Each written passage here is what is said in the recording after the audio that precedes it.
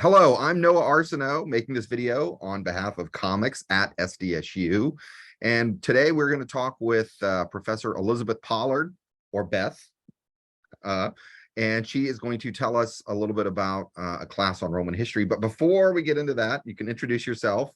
And then I just want to know personally, do you collect comics? Did you collect comics growing up, or just want to know about your personal collection? Hi, Noah. Thank you so much for inviting me to talk about this course. My name is Beth Pollard. I'm a professor of history and the founding co-director of the Center for Comic Studies here at San Diego State. I am a professor in the history department. I am a Roman historian, and I've been here at San Diego State for about 20 years, since 2002.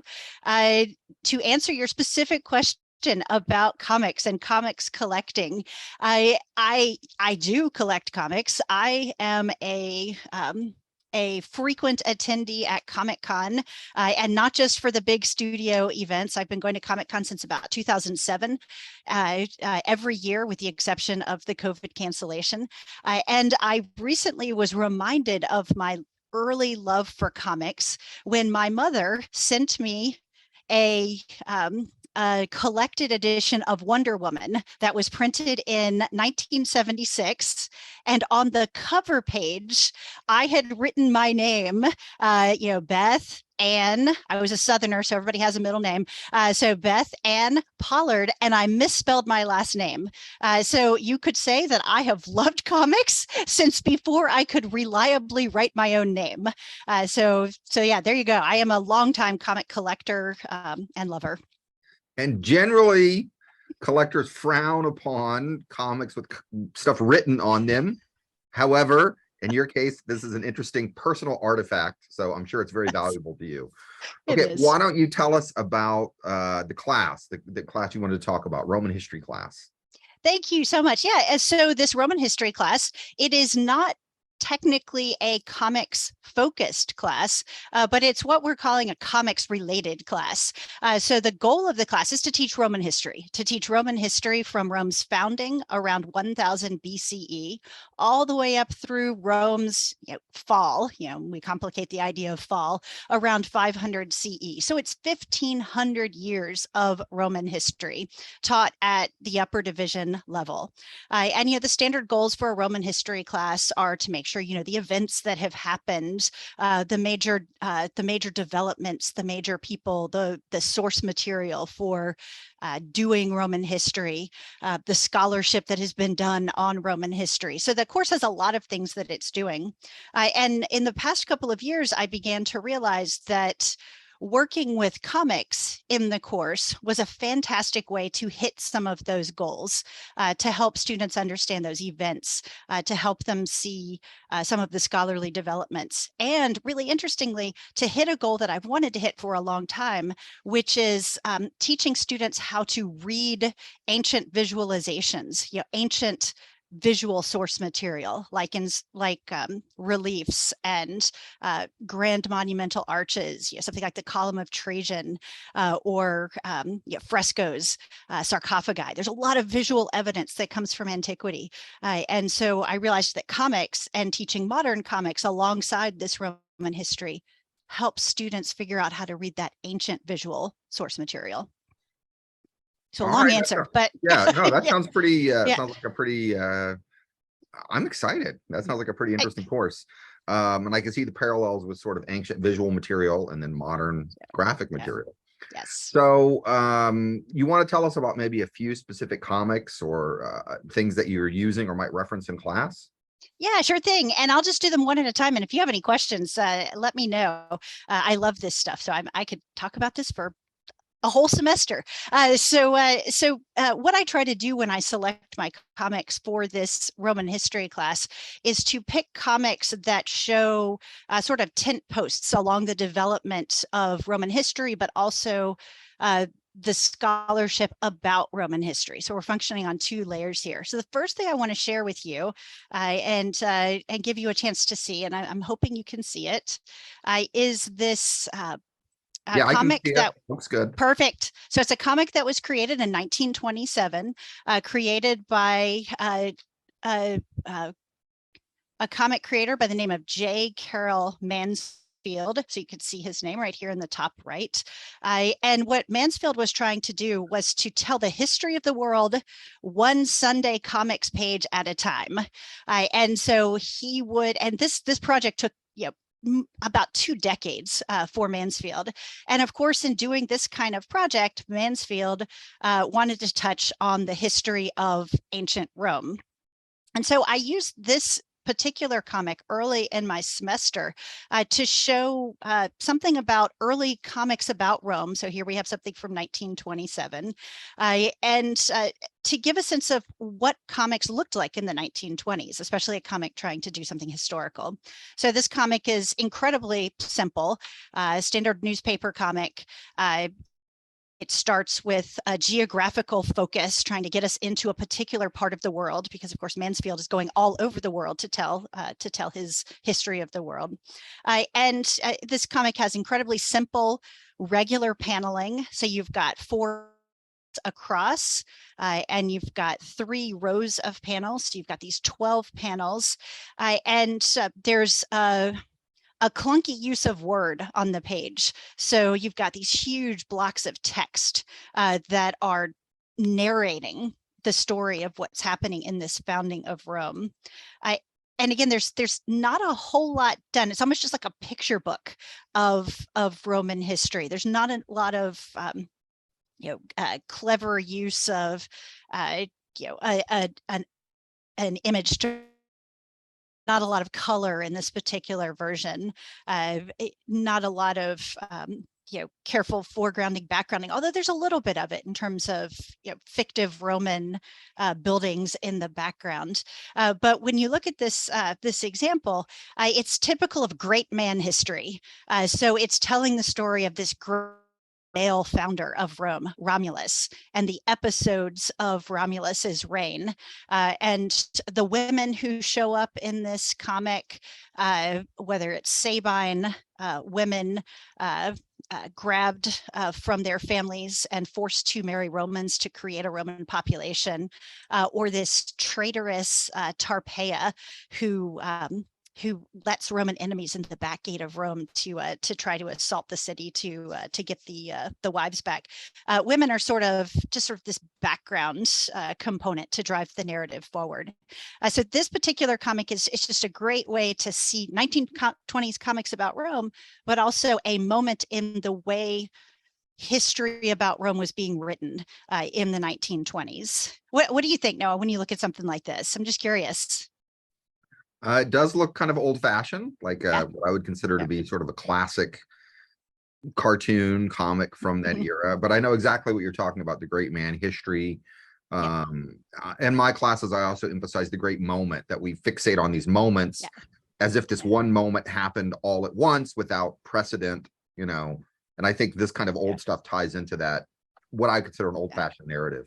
Yeah, exactly. And it is old-fashioned narrative from almost 100 years ago. And of course, the historical moment here is 753 BCE, the founding of Rome, the very beginning of this historical place and topic that my course is emphasizing.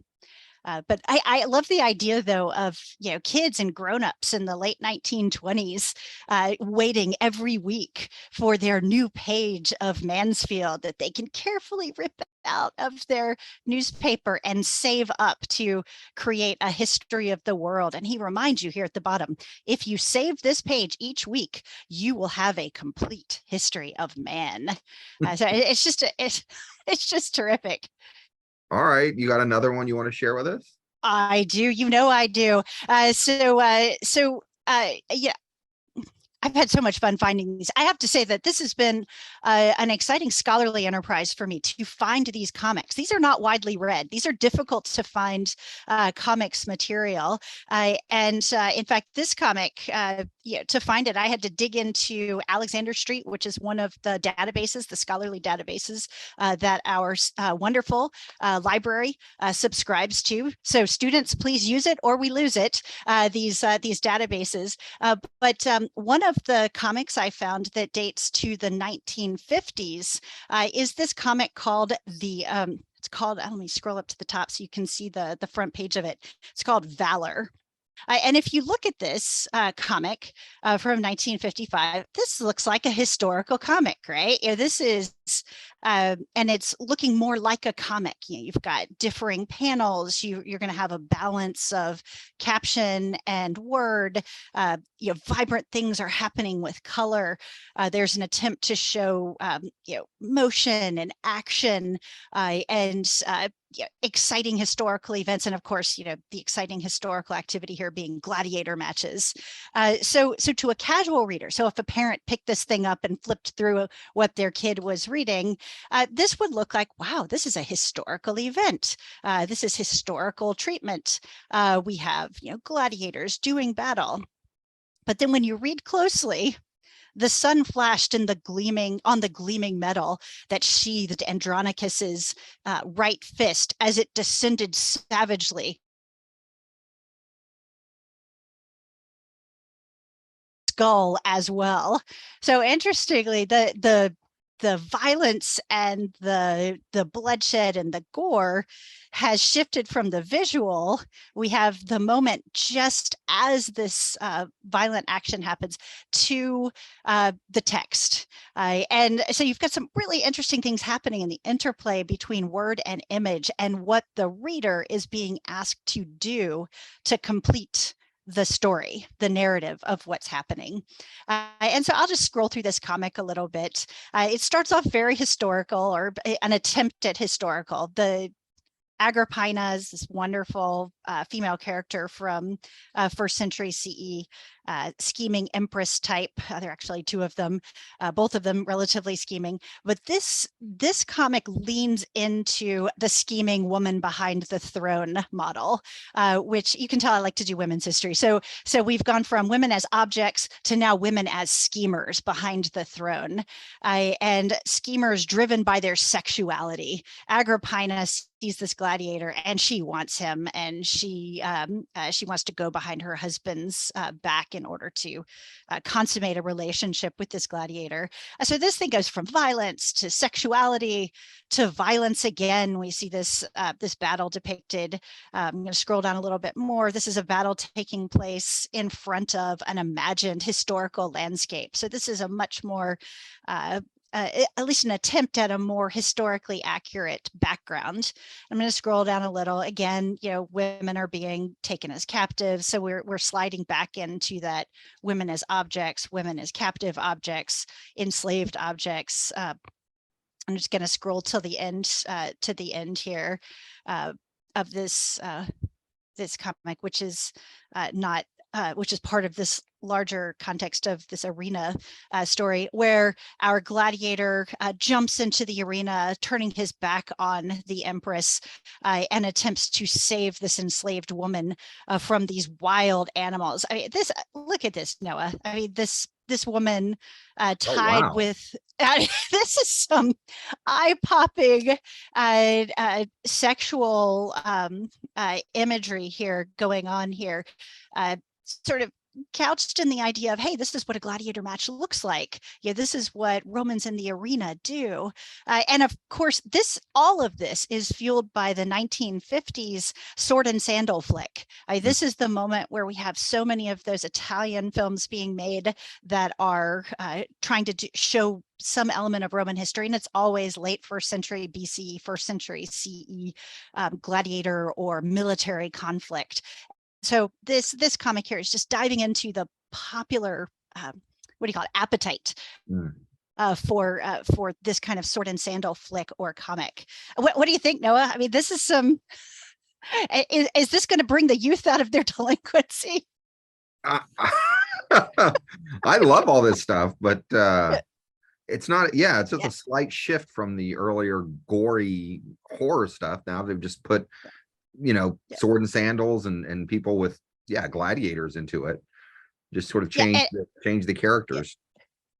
Exactly. And enough sort of almost historical Roman names that you think you're reading history, but it's not. I like to be I don't know. I'm sort of a pop culture gourmand. I'm not going to take something and pick it apart and say, well, this is historically inaccurate and this is historically inaccurate. But if we wanted to do that with this particular comic, we could rip this apart. But I prefer instead to to think of how it encourages us to engage with the changes in how Rome is being talked about in the 20th century. And we've gotten away from that great man history. And here we have a history where women are entering the story, but they're schemers behind the throne. And we've started to pay attention to issues like enslavement. And we've started to pay attention to issues like military and great battles. This, of course, is the greatest generation post, the so-called greatest generation right after World War II. Where fascism has just been dealt a heavy blow, and yet there are echoes of what had taken place in Europe still resonating. And so this particular kind of comic is speaking to that immediate post-World War II beginnings of the Cold War environment. So yeah, it's really neat. And you mentioned horror. There's a lot of different kinds of comics that Roman history comes up in. There are history comics. There are horror. There is Roman horror. There's mystery. There's heroic epic. But I wanted to share this one because I think it's fun to see EC try to go in this new direction. I like that classic kind of pulp artwork. Yes. Mm-hmm. Yeah. Exactly. And it's just of a type, right? So hopefully in the stuff that I'm talking about, you could see the way that how Rome is being treated is changing in these visualizations. And there's when I'm teaching the full class, I put this into conversation with the contemporary Roman source material that tells us about this time period, and with the contemporary scholarship that's trying to write about Roman history. And there's a real Marxist flair to what's happening in Roman history in the mid 20th century, and it's genuinely thinking about issues of enslavement and workers and gender issues. So there's a real overlap with the scholarship. So it's not just all comics all the time. I wish I could be all comics all the time, but it's not. So do you want to see my third example, Noah? Yes, let's do it. Okay, all right. I warned you. Once I get going, I could keep talking. So just real quickly, at the same time EC was doing this this series of comics that are going in a new direction, we have DC trying to do the same thing. And it's pretty surprising to notice that this is the same year. So this is DC's comic from the same year that emphasizes the Golden Gladiator. So again, immediate post-World War II Cold War reflection on others, others from the region of China or East Asia or Central Asia, Attila the Hun here. So interesting depictions here of the Central and East Asian other. Okay, so I promised you though one more recent comic. And so this is a graphic novel called Perpetua's Journey. It was created by a Roman historian, Jennifer Ray, and an artist, Liz Clark. And what this particular graphic novel does, it's a full-length graphic novel published by the Oxford Graphic Novel Series. So this is a big name academic press that is trying to give a historically accurate graphic rendering of an event in Roman history around 200 CE. So now we're very late in Roman history, of the martyrdom of this woman here on the left, Perpetua, and her enslaved servant, Felicitas, in North Africa. So some interesting echoes back with Mansfield. We start this comic or graphic novel, and it's a full graphic novel, maybe 80 pages or so. It starts with a geographic block to center us into a particular place, a particular time. But there's much more intention to the clothing being worn, the bearded face. You've got a beard, so you could appreciate this. So the beard, the barbat of this emperor, the hairstyle of Perpetua and Felicitas, the jewelry they're wearing, the clothes, this representation of the amphitheater in North Africa. So there's much more attention to historical detail in this particular graphic novel. And this particular graphic novel is attempting to visualize a text written by a woman. So Perpetua was a martyr, a witness to her Christian faith in the early 3rd century CE. She left an account. She left her own prison diaries of the time when she was in prison. They were later found and turned into a martyr account, bracketed on the front and end by sort of some historical context of who Perpetua was and when and why she matters. And then on the end with a 3rd-person observer describing her actual death in the arena. So Perpetua here, it's this Perpetua's journey is a graphic novel rendering of a really important historical text, a 1st-person narrative by a woman. So I know you know where I'm going with this, Noah, is we've seen women in these graphic novels going from being objects to being women behind the scenes to being now the tellers of their own story. And yes, this graphic novel gives me a chance to talk about that change. Women telling their own story, and a story that is rendered more historically accurate in an intentional way. And this graphic history, I meant to show you back here on Valor. If I go to the next page, there was a 1-page description, this 1955 Valor arena that has sort of a history essay. Essay was a very generous term. Whereas at the end of Perpetua's journey, if I go over here to the side, there is, I'm jumping into the table of contents, there is at the end an entire series of scholarly articles that describe the choices that made when she was crafting this graphic novel, retelling Perpetua's story.